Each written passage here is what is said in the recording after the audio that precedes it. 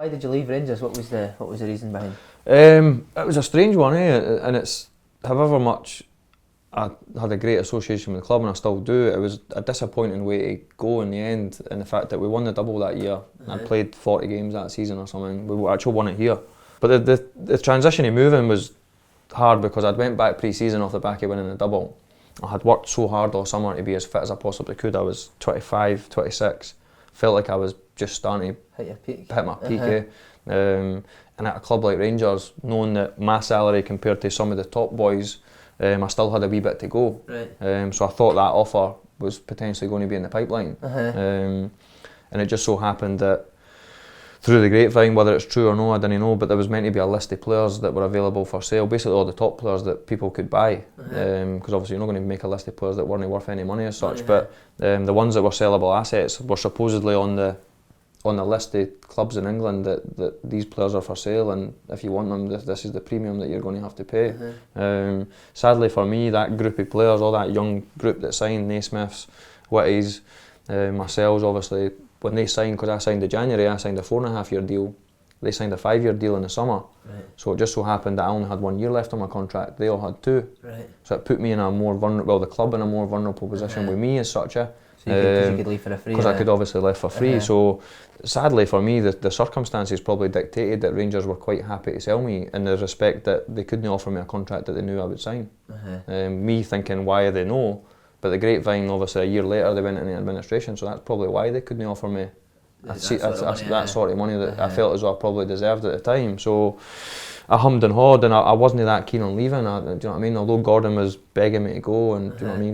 He come up to town to meet us, and that took us for lunch in the Balmoral and that, and he was good to us, and he was a manager that I had huge respect for. I spoke to Bruni, and Bruni told me he was the best. So it was a hard one, and the money that they were offering me gave me security as such for life. So I was in a difficult predicament that should I go for it, because I've already had 2 bad injuries. I've only got a year to go. What if I get injured after 3 or 4 months? And then nobody might take you. Exactly, do you know what I mean? So, see all the Scottish players going down as well? Like Robbo went down, didn't he? Did that have... It put me off a wee bit, to be honest. Really? Why? In the respect that I thought, and it's no crystal ball, you think you can, right? I just thought that it's always hard to go to a new club and sign so many players. And I knew nothing about the Championship. Nothing, to be honest. I knew it was any of the boys that were going down no, I wouldn't have thought so anyway. Obviously you've seen it on the telly or whatever, you know the teams, of course you do, but the actual standard of footy or whatever, we never knew that much about it. And I think the way Gordon done it, having a basis of a huge squad, massive budget squad, Meadows and all that, kind of like talking 50, 60 grand a week, boys, I think Boydie was playing. He enjoyed himself, Meadow, didn't he? aye, he was well fed up. Like. So I think Gordon, in the respect, still had a huge wage bill and well backed to bring obviously the Scottish boys in, but it was a small wage bill to probably what he was trying to have to cut off it, if you know what I mean. And don't get me wrong, the wage bill that was still spent should have warranted us achieving more at Middlesbrough. But I think the way he done it and tried to get a big influx of 10, 12 players straight away, winners or no winners, it was never going to happen straight away. And sadly, down there, the chairman's kind of business plan is such that I'll throw money at you. If there's success, I'll keep on throwing it at you. As soon as there's no success and it doesn't start off well, I want the money back. Did you and the boys, did you feel like you let the boys feel like they let him doing, the Scottish boys particularly? Probably, he probably had a far better relationship with like Mix and that and boys like that compared to me, because I had obviously tried to sign me a few times. He had come up against me as opposition, as an obviously opposition manager, but I'd never really worked under him before, so I would say that they probably felt like they let him down. I hardly played under him, so I didn't feel like I let him down in the respect. He did text me to say that I got him the sack. when I left, because I broke my leg after the second game, and he was begging me to get back playing, obviously, because I had a really good pre-season, and he built his team around me as such. And then obviously Willow Flood dislocated his knee first game of the season. I broke my leg second game of the season. Gary O'Neill, who you'll obviously know, the boy at Portsmouth and that, good player. He was good player, but ripping his tights, he wouldn't play at times. So he, all of a sudden, his midfield 4 that he was building at pre-season that were starting to look quite compatible as such. Nicky Bailey joined for scoring a lot of goals at Charlton, and all of a sudden you had what looked quite a strong midfield 4.